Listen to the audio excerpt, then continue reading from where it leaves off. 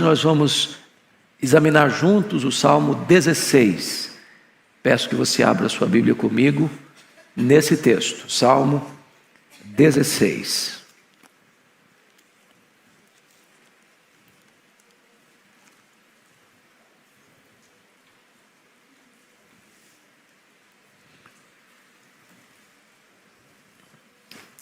Você vai acompanhar comigo a leitura desse texto.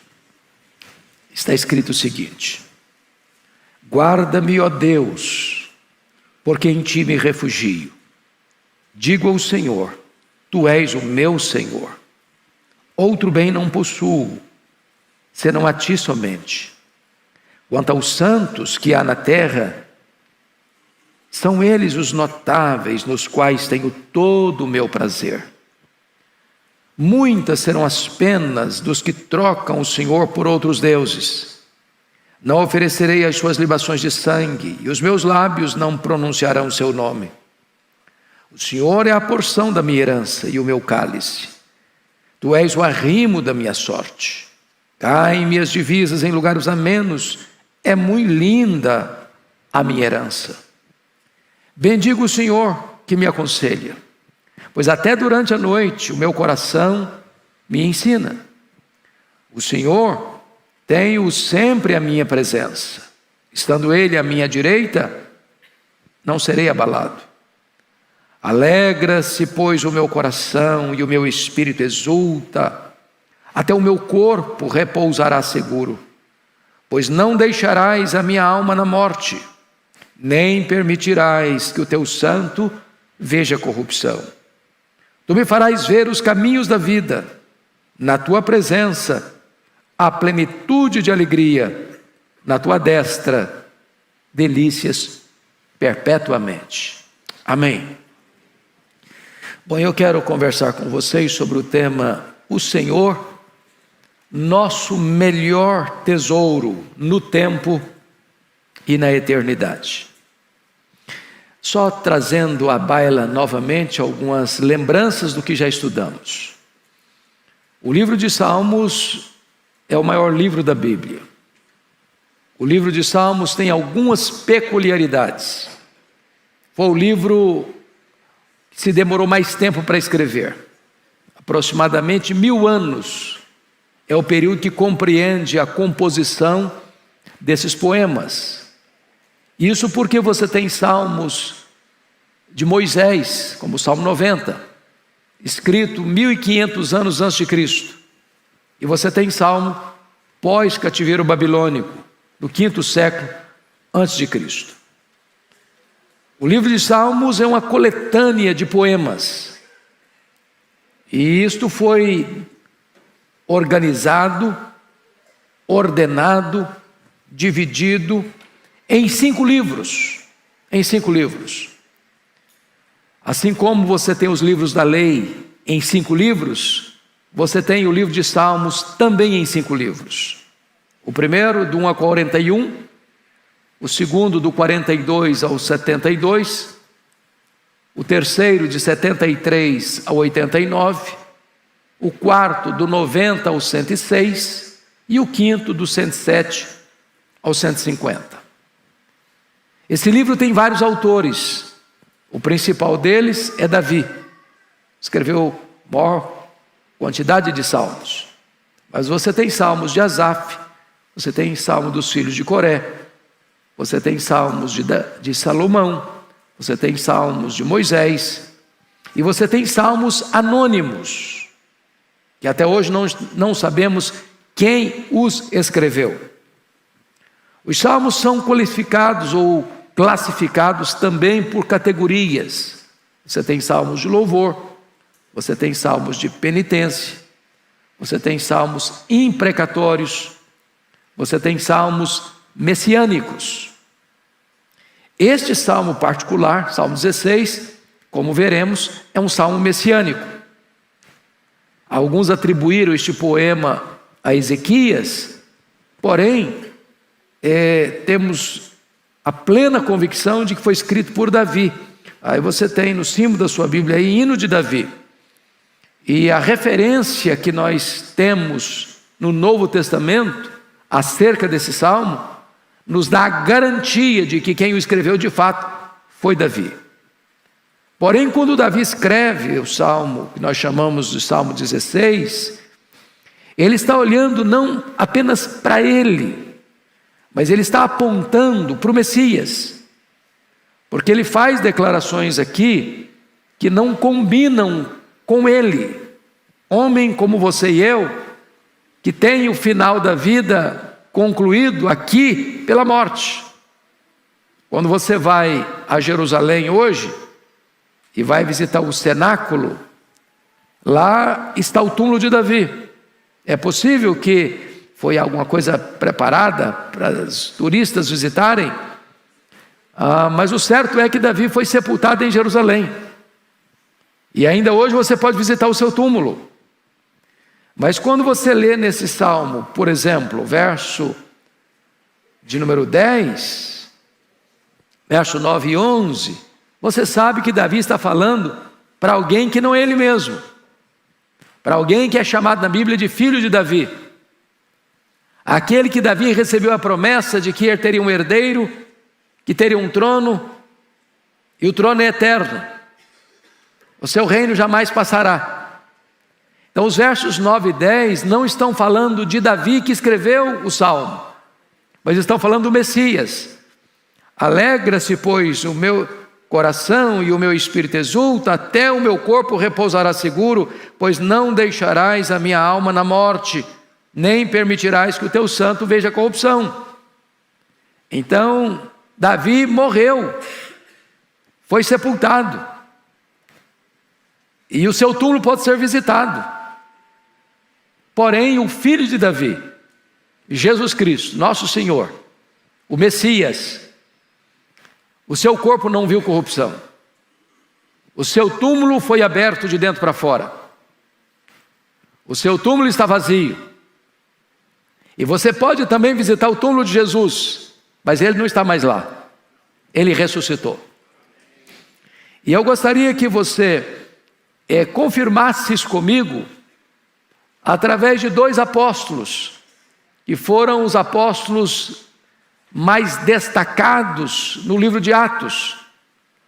Do capítulo 1 ao capítulo 12, o apóstolo que mais se destaca no relato de Lucas, no livro de Atos, é Pedro.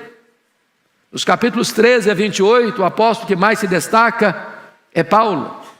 E ambos deram testemunho desse salmo. Ambos citaram este salmo. E ao citarem este Salmo 16, apontam não para Davi, mas apontam para Jesus, o filho de Davi. Então vejamos isso. Abra sua Bíblia comigo em Atos dos Apóstolos, capítulo 2.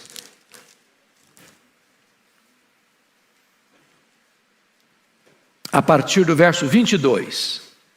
Este é o primeiro sermão que o apóstolo Pedro vai pregar depois do Pentecostes, no dia do Pentecostes. E ele se dirige àquela multidão que se aglomerara ao redor do cenáculo, em virtude do derramamento do Espírito, e diz assim: varões israelitas, atendei a estas palavras. Jesus o Nazareno, varão aprovado por Deus, diante de vós, com milagres, prodígios e sinais, os quais o próprio Deus realizou por intermédio dele entre vós, como vós mesmos sabeis, sendo este entregue pelo determinado desígnio e presciência de Deus. Vós o matastes, crucificando-o por mãos de iníquos, ao qual, porém, Deus ressuscitou, rompendo os grilhões da morte, porquanto não era possível fosse ele retido por ela. E agora ele vai ancorar esta verdade de que a ressurreição de Cristo ocorreu, porque a morte dele não foi um acidente, e a ressurreição dele não foi uma surpresa, no texto do Salmo 16, versículo 25, porque a respeito dele diz Davi, a respeito do Messias: diante de mim via sempre o Senhor, porque está à minha direita, para que eu não seja abalado. Por isso se alegrou o meu coração, e a minha língua exultou. Além disto, também a minha própria carne repousará em esperança, porque não deixará minha alma na morte, nem permitirás que o teu santo veja corrupção. Veja que ele está citando literalmente o versículo 10 do Salmo 16. Fizeste-me conhecer os caminhos da vida, encher-me-ás de alegria a tua presença. Agora, olha a aplicação de Pedro, versículo 29. Irmãos, seja-me permitido dizer-vos claramente a respeito do patriarca Davi, que ele morreu e foi sepultado, e o seu túmulo permanece entre nós até hoje.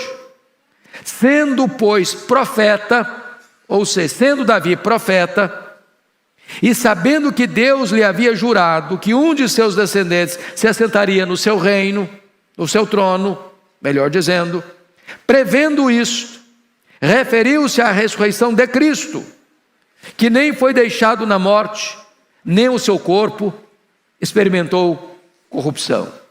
A este Jesus Deus ressuscitou, do qual todos nós somos testemunhas.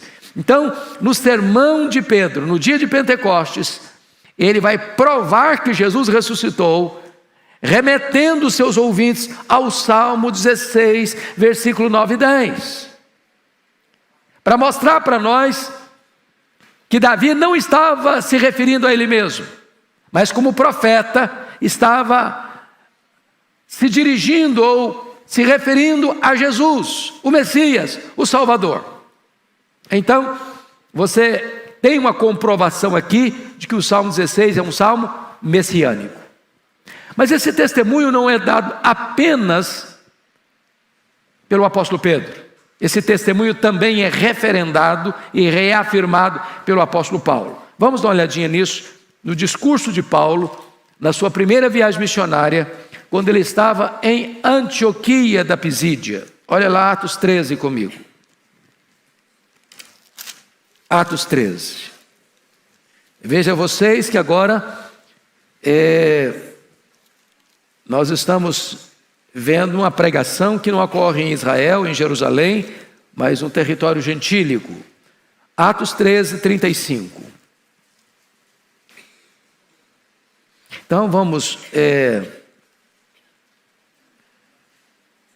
começar com 32 para entender melhor o contexto. Atos 13, 32. Nós vos anunciamos o evangelho da promessa feita a nossos pais, como Deus a cumpriu plenamente a nós, seus filhos, ressuscitando a Jesus, como também está escrito no Salmo 2.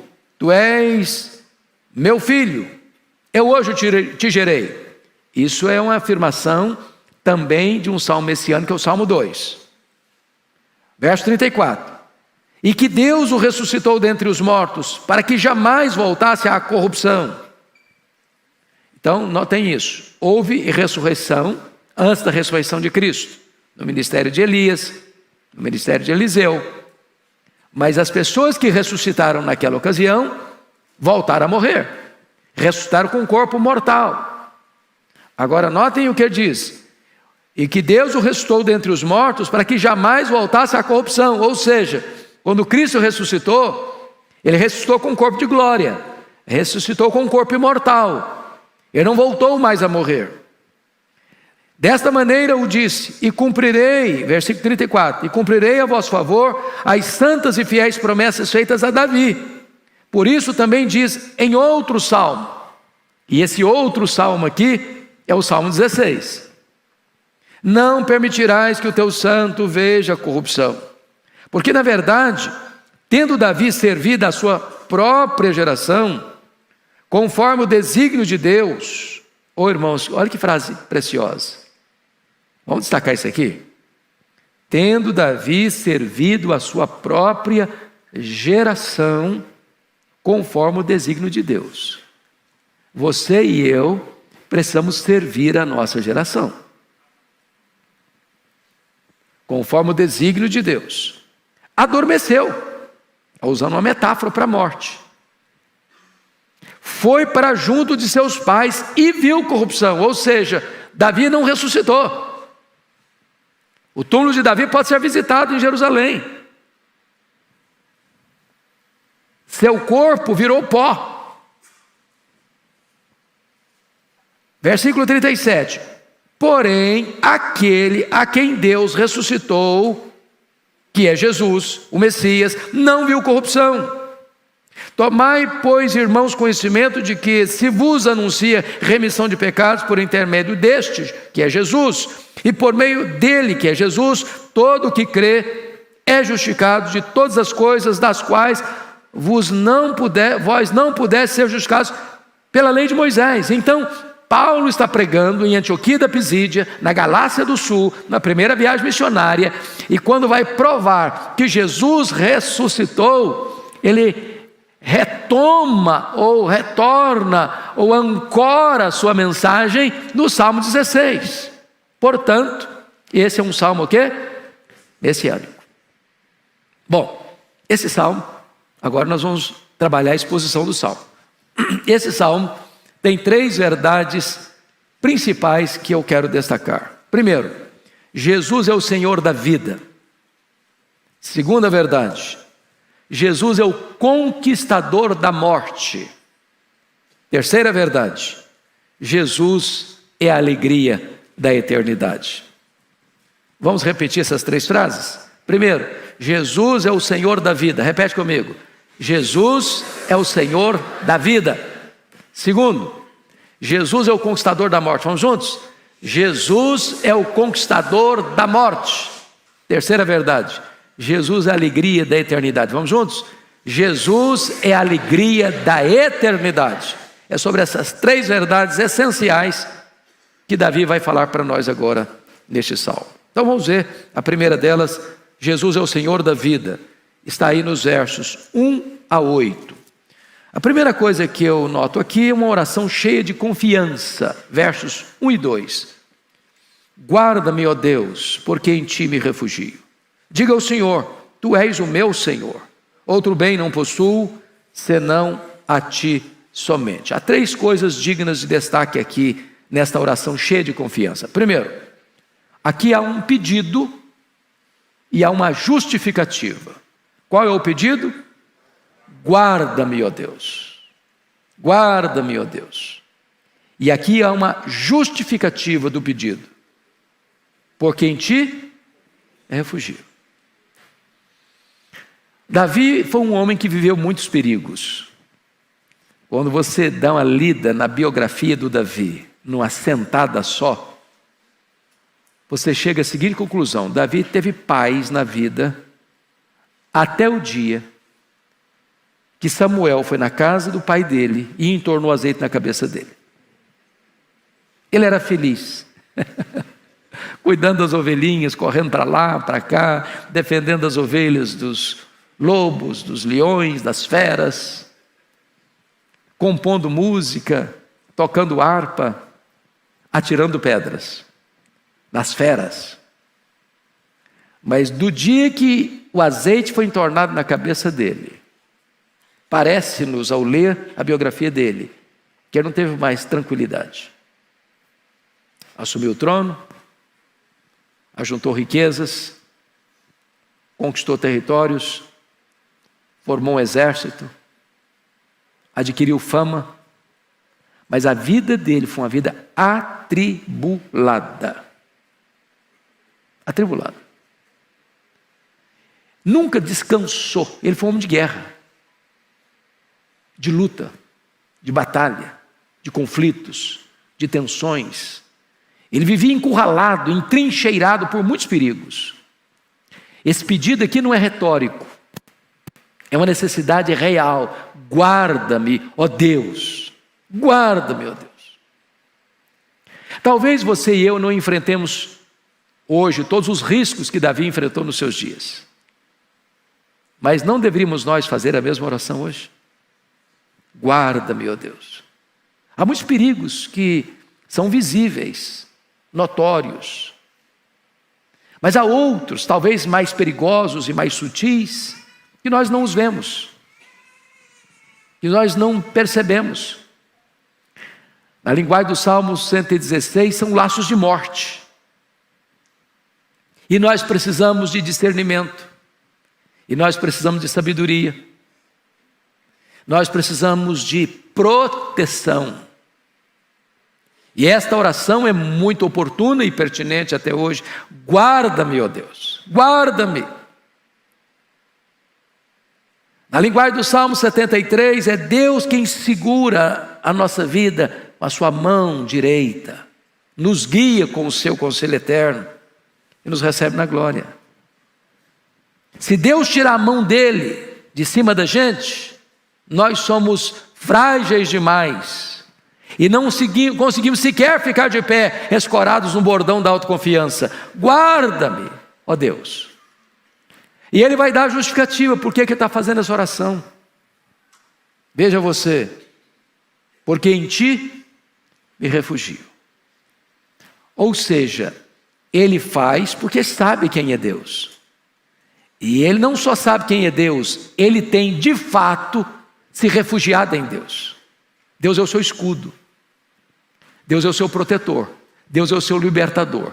Quantas enrascadas Davi teve na vida? Teve uma época que ele teve que se fingir de doido, esgravatando, babando, para conseguir sair das mãos do inimigo. Houve épocas em que ele foi encurralado, a casa dele foi encurralada. O sogro dele, que foi o seu arqui-inimigo, queria matá-lo de todo jeito. E ele tinha que fugir para as cavernas, para os desertos, buscando asilo até fora de Israel. E ele está dizendo, ó Deus, guarda-me, porque em ti eu me refugio. E ele não está dizendo isso retoricamente, não. Ele cria nisso, ele acreditava nisso, ele se fiava nisso. Há uma segunda coisa que eu destaco aqui, nessa oração cheia de confiança. É uma fé pessoal. Olha o verso 2 comigo. Diga ao Senhor, tu és o meu Senhor. Outro bem não possuo senão a ti somente. E eu queria destacar aqui esta questão, diga ao Senhor, tu és o meu Senhor. Porque não é apenas uma questão de crer que Deus é soberano, majestoso, onipotente, que Ele tem controle do universo, que Ele tem as rédeas da história em suas mãos, e que Ele pode nos socorrer. Ele está dizendo, tu és o meu Senhor. Isso é uma relação pessoal. Isso é intimidade com Deus. Isso é experiência com Deus. É você poder saber que Deus não é apenas o Deus que está lá no alto céu. Ele é o Deus que está aqui com você, que tem o coração contrito e abatido.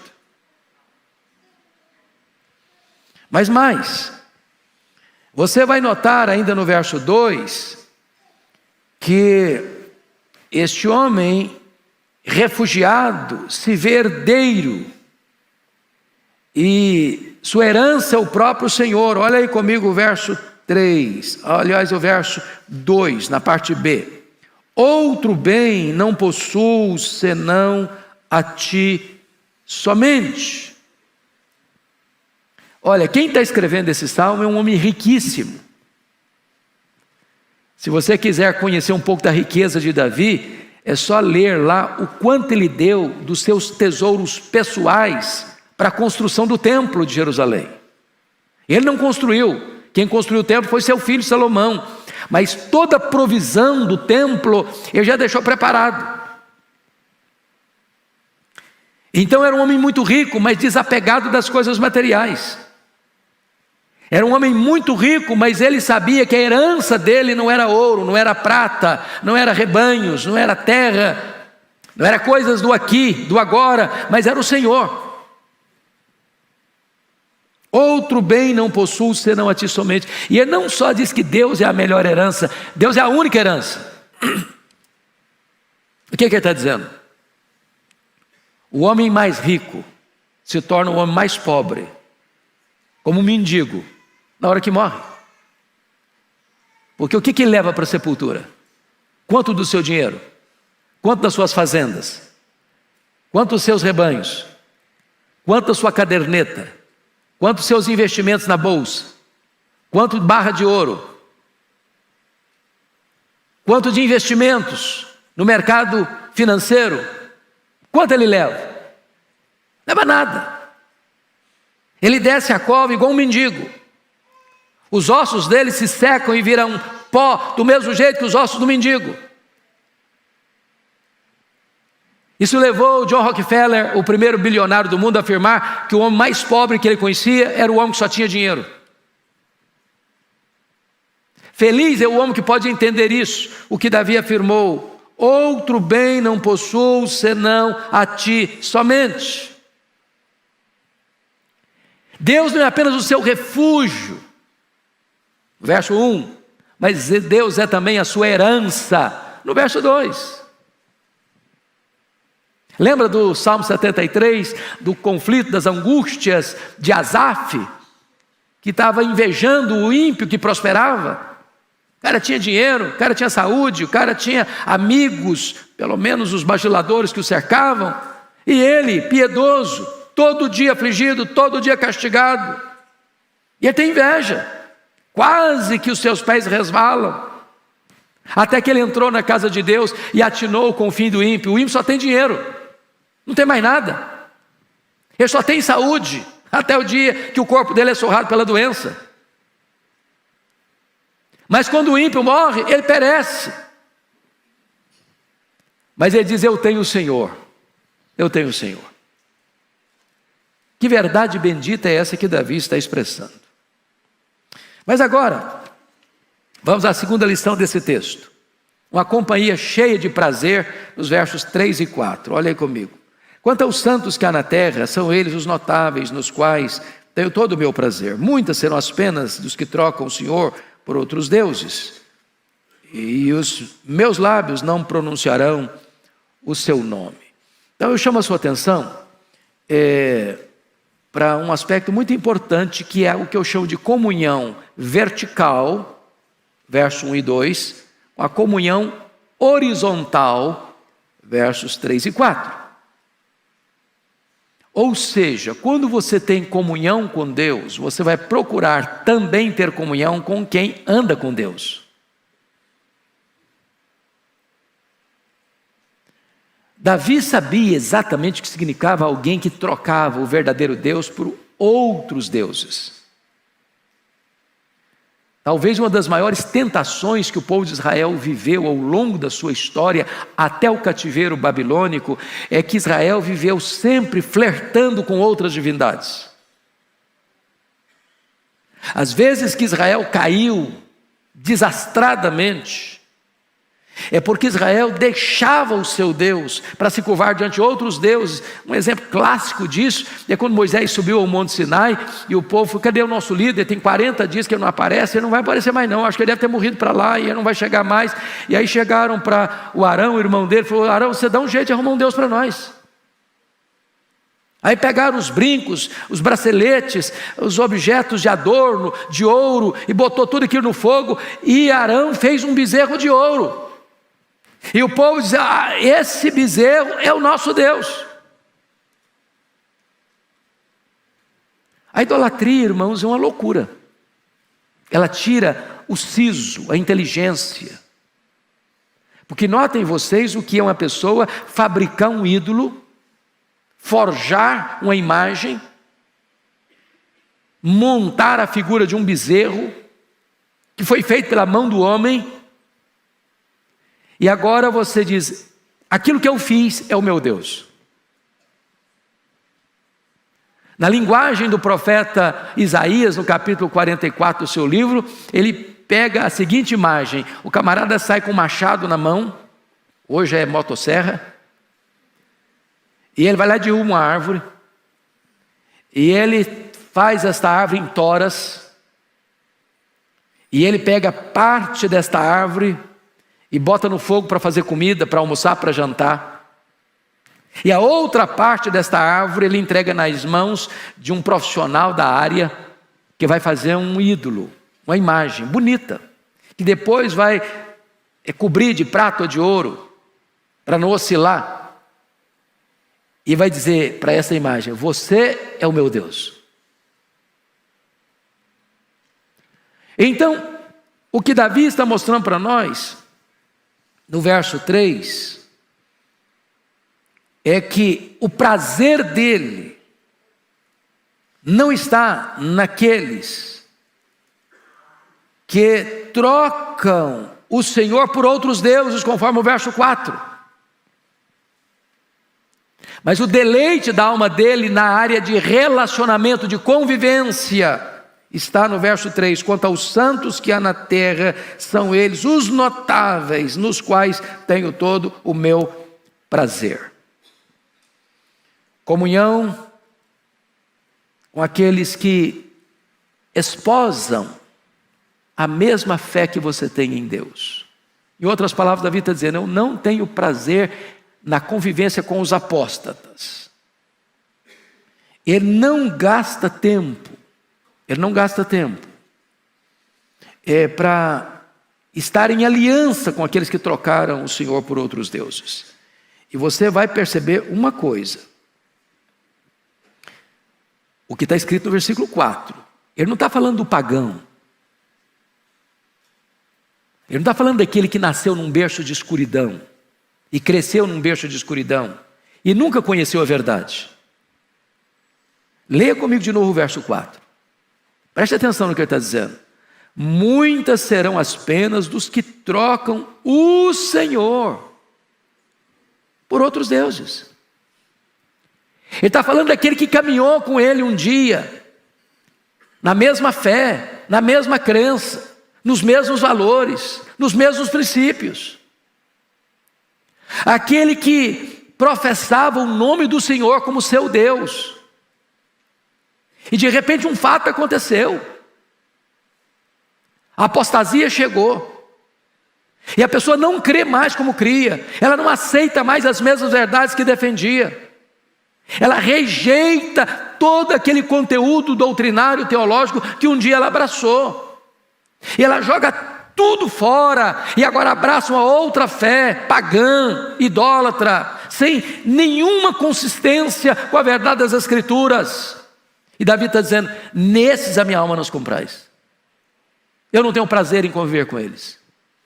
Aqueles que viraram as costas para o Senhor, aqueles que abandonaram a verdade, aqueles que se desviaram do caminho, aqueles que trocaram o Senhor por outros deuses, esses, diz Davi, vão sofrer muitas penas.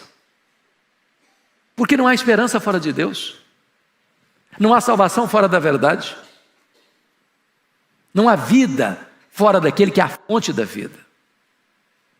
Esse salmo está mostrando para nós, irmãos, o grande perigo daqueles que se apostatam, se desviam da verdade de Deus. Pois bem, vamos agora à terceira lição desse primeiro ponto. Uma herança cheia de privilégio, versos 5 e 6, olha comigo. O Senhor é a porção da minha herança e o meu cálice, tu és o arrimo da minha sorte. Caem minhas divisas em lugares amenos, é muito linda a minha herança. Bom, você nota que eu já tinha dito isso no verso 2. Digo ao Senhor, tu és o meu Senhor, outro bem não possuo, senão a ti somente. Mas agora ele vai mostrar que o Senhor é a porção da sua herança e o meu cálice, tu és o arrimo da minha sorte. Aqui eu quero chamar a sua atenção para duas coisas. Primeiro, Davi era um homem muito rico, mas a herança dele era o Senhor. Irmãos, nós somos uma geração que, graças a Deus, temos provisão, temos fartura, temos abundância. Você tem mais comida na sua casa do que você precisa e mais dinheiro do que você necessita para encher a sua despensa. Bendito seja Deus. Você abre o seu guarda-roupa e você tem mais roupa do que você precisa. Nós vivemos numa geração que bens de consumo são fáceis de ter acesso. Você se lembra lá, quando João Batista pregava no deserto, e a multidão perguntou para ele assim: o que nós vamos fazer, João Batista, diante dessa pregação de arrependimento? Como é que é isso? Como é que a gente mostra que está arrependido mesmo? Ele diz: quem tem 2 túnicas, dê uma para quem não tem. Naquela época, as pessoas não tinham acesso igual nós, com roupa. A pessoa que tinha 2 túnicas era o senhor fulano. Você pegava uma roupa e usava até acabar. Hoje, todos nós aqui temos mais do que 2 túnicas, mais do que 2 calças, mais do que 2 camisas. As mulheres, mais do que 2 vestidos. né? Embora tenhamos tanta fartura, Davi vai dizer: o Senhor é a minha herança. Mas a segunda coisa que ele está dizendo aqui: tu és o arrimo da minha sorte. É que apesar de Davi ter um grande exército, de ter muita defesa, de ter feito de Jerusalém a capital de Israel, e de ter fortalecido aquela cidade, e com o seu exército conquistado novos territórios e alargado as fronteiras de Israel, ele está dizendo que Deus é a sua segurança. Então, onde está a sua segurança? No dinheiro? Na saúde? No seu conhecimento, na sua inteligência? Ou no seu poder? Seja ele econômico, político? Onde está a sua confiança? E Davi está dizendo o seguinte: apesar de ele poder dizer, eu confio no meu exército, eu confio no meu poder, eu confio nas minhas armas, eu confio na minha estratégia política e militar, eu sou um conquistador. Ele está dizendo: não, o Senhor é o meu arrimo, o Senhor é a minha fortaleza, o Senhor é o meu protetor. Irmãos, isso não é retórica. Isso é algo sublime que deve marcar a minha, a sua, a nossa vida ainda hoje.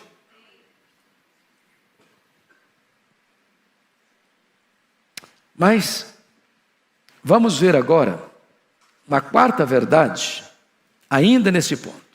Uma comunhão cheia de aprendizado, versos 7 e 8. Olha aí comigo. Bendigo o Senhor que me aconselha, pois até durante a noite o meu coração me ensina. O Senhor tenho sempre a minha presença, estando Ele à minha direita, não serei abalado. Então você vai notar no verso 7, que Deus para Davi é o seu refúgio, Deus para Davi é a sua herança, Deus para Davi é o seu protetor, mas agora Davi vai dizer que Deus é para ele o seu conselheiro. Bendigo o Senhor que me aconselha. E eu pergunto a você: quem é o seu conselheiro? E você pergunta ainda: mas como Deus pode ser hoje o meu conselheiro? Quando você abre a Bíblia. Isso aqui é a palavra de Deus.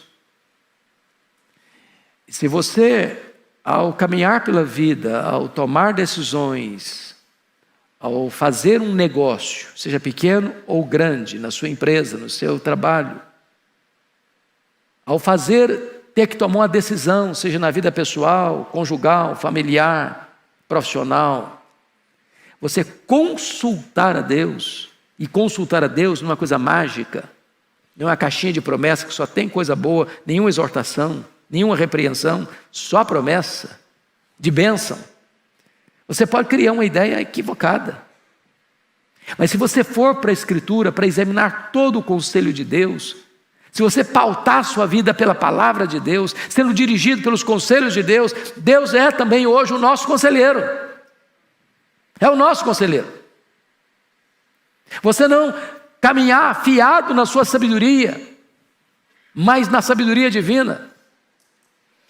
Agora notem, Davi vai dizer no verso de número 7, pois até durante a noite o meu coração me ensina. E eu acho isso aqui fenomenal, porque Davi está mostrando para nós um princípio aqui, que é o princípio da meditação.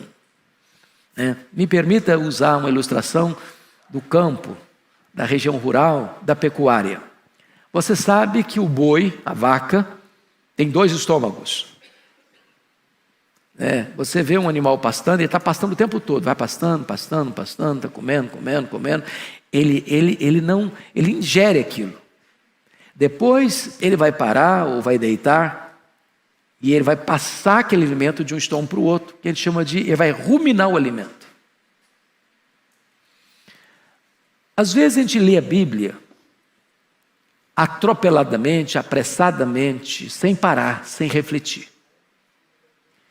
Davi está dizendo que ele tem o propósito não só de ler a Escritura, não só de receber conselhos de Deus, mas ele para, ele rumina, ele digere, ele processa, todo aquele conteúdo que ele leu, que ele aprendeu, para ele mesmo, durante as vigílias da noite, aconselhar o seu próprio coração. É isso que ele está dizendo. Pois até durante a noite o meu coração me ensina. Ora, o nosso coração é inclinado para o mal. Do nosso coração procede todo mau desígnio.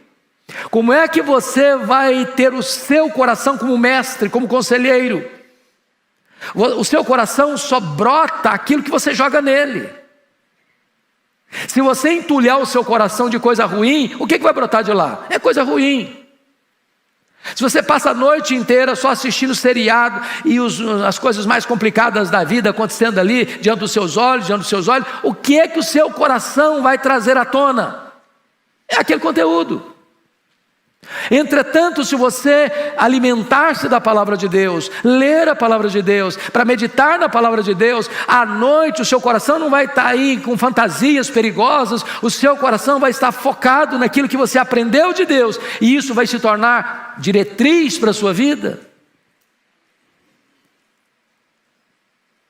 Mas vejam vocês, versículo 8, que Davi é aquele camarada que quer andar na presença de Deus. Olha o verso 8 comigo. O Senhor, tenho-o sempre à minha presença. Ô irmãos, que coisa preciosa. Isso é uma decisão. Isso é algo deliberado. Isso não é casual. Porque a inclinação do nosso coração, é só você ler lá em Oséias, é desviar-se do Senhor. Se nós formos seguir a tendência nossa, da nossa carne, da nossa vontade, do nosso pendor, é para afastar-se. Quando ele afirma que o Senhor tenho sempre a minha presença, isso é algo pensado, refletido, decidido, ponderado. É escolha. Isso levou o autor do livro O Monge e o Executivo a afirmar de forma correta que você não é quem você diz que é, promete que é, ou sente, ou fala, você é o que você faz. Então Davi tem o cuidado de andar na presença de Deus. Mas notem, a parte B do versículo 8, estando ele, Deus, à minha direita, não seria abalado. Então, se Deus é o seu instrutor, Deus será o seu protetor. Se Ele que instrui é o seu conselheiro, se você anda nas pegadas dele, você está protegido. Lembra, por favor, lá a tentação do diabo a Jesus lá no deserto. Quando o leva ao pináculo do templo, diz: atira-te daqui para baixo, porque está escrito: ordenarás aos teus anjos para que te guardem, para que não tropeçares em alguma pedra. O que é que o diabo tirou do texto? Propositadamente. Tirou a frase: para que te guarde em todos os teus caminhos. Em outras palavras, Deus não tem nenhum compromisso com as nossas loucuras. Deus não promete nos guardar em qualquer circunstância se os nossos pés estão se desviando para outras veredas, se nós não acolhemos os conselhos que Ele nos dá, se Ele não está à nossa presença. Não, Deus promete guardar você em todos os seus caminhos. É quando Ele é o seu instrutor que Ele também será o seu protetor. Bom, então vamos ao ponto 2. Mais rápido agora, que Ele não é apenas o Senhor da vida, Ele é o conquistador da morte. Confira comigo os versos 9 e 10. Alegra-se, pois, o meu coração e meu espírito exulta, até o meu corpo repousará seguro. Pois não deixarás a minha alma na morte, nem permitirás que o teu santo veja corrupção. E aqui, meus amados irmãos, nós vemos a ressurreição como a vitória sobre a morte. E ele vai dizer: a alegria do repouso seguro. Alegra-se, pois, o meu coração e o meu espírito exulta, até o meu corpo repousará seguro. E a partir daqui, Davi não está falando mais dele. Ele é um profeta. E como profeta que é, inspirado pelo Espírito Santo, ele passa a olhar para o filho dele, o herdeiro do trono dele, o herdeiro do trono eterno, que jamais passará. Ele está olhando para o Messias. E tanto o apóstolo Pedro quanto o apóstolo Paulo, pegando esse texto, fazendo a aplicação desse texto, estão afirmando que Davi não está falando dele mesmo. Porque todos sabem que Davi morreu e que o túmulo dele pode ser visitado. Ele não ressuscitou. Ele está se referindo a Jesus, o Messias, o filho de Davi, o herdeiro do trono eterno. E este Jesus é aquele que o texto está dizendo: o meu espírito exulta e até o meu corpo repousará seguro. Por quê? Porque na verdade, a morte para Jesus foi o quê? Repouso. Vocês se lembram, nos relatos bíblicos, o sofrimento que Jesus suportou. Primeiramente vamos ver os sofrimentos físicos e morais. Ele foi cuspido no rosto pelo sinédrio. Esbordoaram a cabeça dele lá no sinédrio. Depois ele é levado ao pretório romano. E vocês se lembram como Pilatos entregou Jesus para ser açoitado.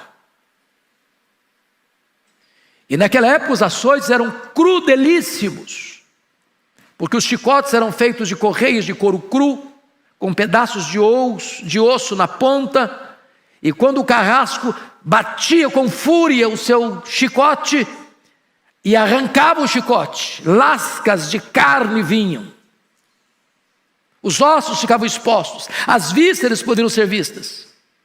Muitos morriam naquele suplício.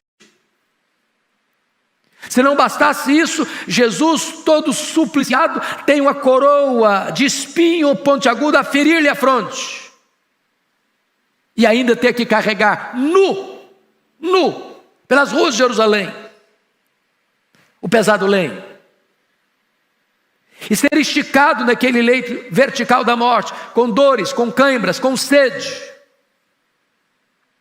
Mas o maior sofrimento de Jesus não foi o físico, nem o emocional. Foi o sofrimento espiritual. E é por isso que diz a Bíblia que ele chora e sangra no Getsêmani. Pai, se possível, passe de mim este cálice, sem que eu beba, se não seja feita a tua vontade. E este cálice não era os açoites, não era o abandono dos discípulos, não era a multidão gritando em frene: crucifica-o, crucifica-o. Este cálice era ter sua alma pura, santa, imaculada, completamente tomada pelo nosso pecado, a ponto da Escritura nos afirmar que Deus lançou sobre ele a iniquidade de todos nós, e ele carregou sobre o seu corpo no madeiro os nossos pecados, e ele morreu pelos nossos pecados segundo as Escrituras. Agradou ao Pai moê-lo. Sendo santo, foi feito pecado. Sendo bendito, foi feito maldição. Sendo amado do Pai, gritou da cruz: Deus meu, por que me desamparaste? Então, quando Jesus morre, diante de tanto sofrimento, seja físico, seja espiritual, o texto nos informa: até o meu corpo repousará seguro. E ele vai dizer: nem permitirás que o teu santo veja corrupção. O corpo de Jesus não apodreceu. O corpo de Jesus ressuscitou. E de que maneira ele ressuscitou? Com um corpo imortal, incorruptível, poderoso, glorioso, espiritual, celestial. E sabe o que a Bíblia diz? Que você e eu vamos ter um corpo semelhante ao corpo da glória do Senhor Jesus.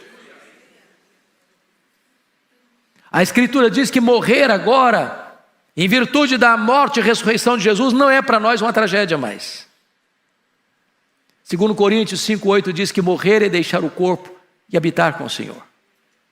Filipenses 1,23 diz que morrer é partir para estar com Cristo, que é incomparavelmente melhor.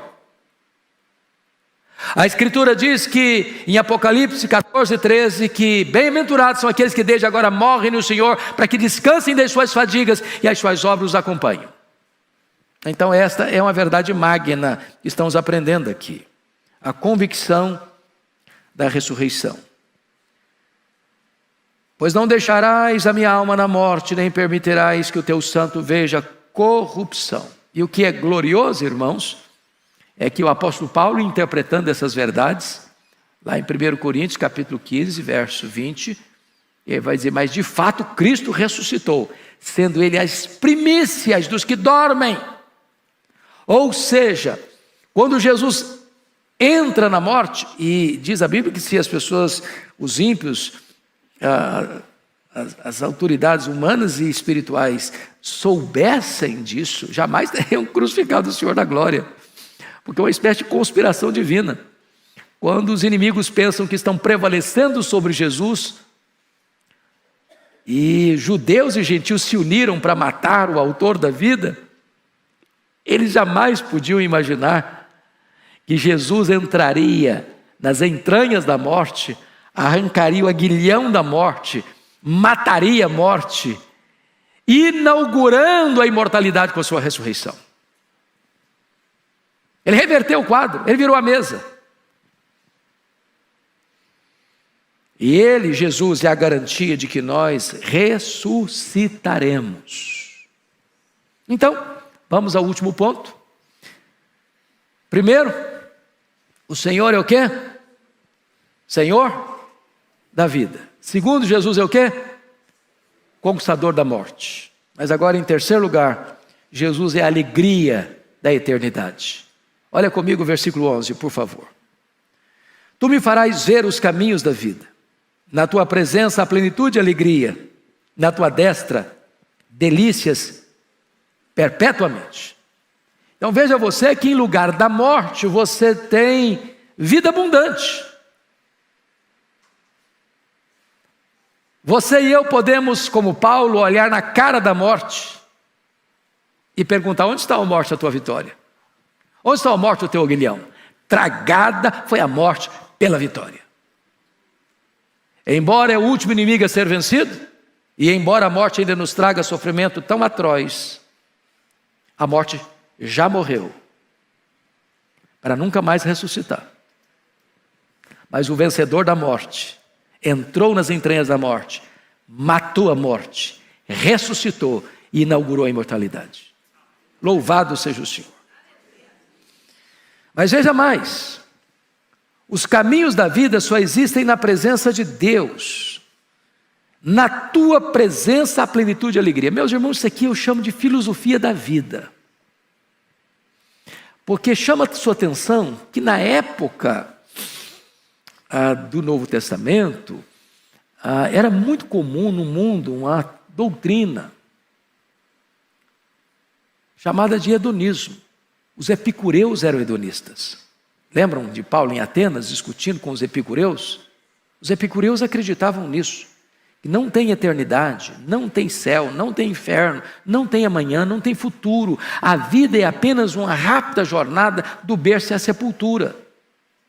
Portanto, o lema dos epicureus, dos hedonistas modernos, é comamos e bebamos, porque amanhã morreremos. Curta a vida, beba todos os baldes de prazer que a vida lhe oferece. Não se reprima.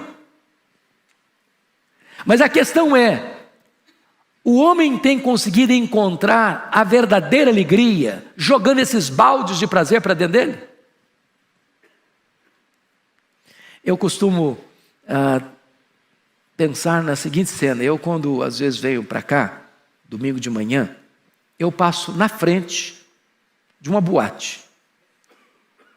E às vezes, 7h30 da manhã, você passa lá e vê jovens vomitando na calçada.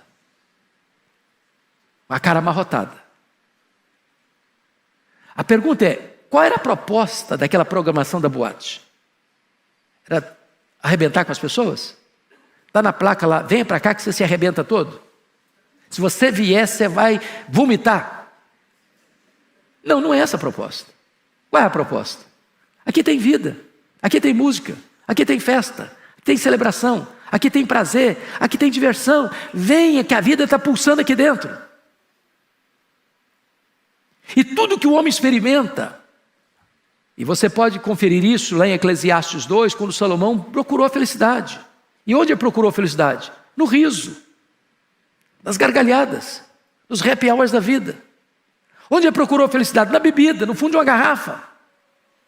Onde ele procurou a felicidade? Nas realizações, construir casas, vinhas, açudes, tudo para mim, para o meu desfrute, para o meu deleite. Onde ele procurou a felicidade? Na música, cantores e cantoras. Onde ele procurou a felicidade? No sexo, nas delícias dos filhos dos homens, mulheres e mulheres. Onde ele procurou a felicidade? Na fama, eu me tornei a pessoa mais famosa. Tudo que meu coração desejou, eu dei para ele. Tudo que os meus olhos viram, eu não neguei a eles. E qual o resultado de tudo isso? Frustração, vaidade, bolha de sabão. E o homem não encontra a felicidade nem no dinheiro, nem no sucesso, nem na fama, nem no sexo, nem nas drogas, nem nas viagens as mais requintadas, nem vestindo as roupas mais caras, nem frequentando os restaurantes mais conceituados, nem bebendo os vinhos mais caros. Por quê? Porque só tem alegria verdadeira, genuína, na presença de Deus. O lugar de celebrar a vida é na presença de Deus. Louvado seja o Senhor. Na tua presença não há alegria não, há plenitude de alegria. É alegria superlativa, maiúscula, abundante, eterna. Mas finalmente, o que o texto está dizendo é que os prazeres do céu são maiores e melhores do que os melhores prazeres da terra. O que está escrito aí? Na tua destra, delícias perpetuamente. O que é perpetuamente? Para sempre. E aqui, irmãos amados, eu gostaria de concluir trazendo o que 3 homens de Deus disseram no final da vida. Para mostrar que quando um crente que tem Deus como seu refúgio, como a sua herança, como seu conselheiro, como seu protetor, ele enfrenta esta hora final, não com desespero. Quando Dwight Lyman Moody, o grande evangelista e avivalista americano, estava morrendo, ele disse: afasta-se a terra, aproxima-se o céu, eu estou entrando na glória. Mark Lloyd Jones, médico e pastor, depois de lidar com um câncer que foi minando a sua saúde, ao final ele disse para a sua família e para a sua igreja: não precisam, não orem mais por minha cura, não me detenham da glória. Miguel Gonçalves Torres fez parte da primeira turma de seminaristas da Igreja Presbiteriana do Brasil. Era um português. E quando ele morreu, ele disse para a esposa: corra, corra, venha cá, corra aqui. E ela veio e ele disse: eu pensei que ao morrer eu iria para o céu, mas na verdade foi o céu que veio me buscar. E com essas palavras ele adormeceu. E o texto diz: na tua presença há delícias perpetuamente. Que essas verdades preciosas consolem o nosso coração nesta manhã. Amém. Deus abençoe.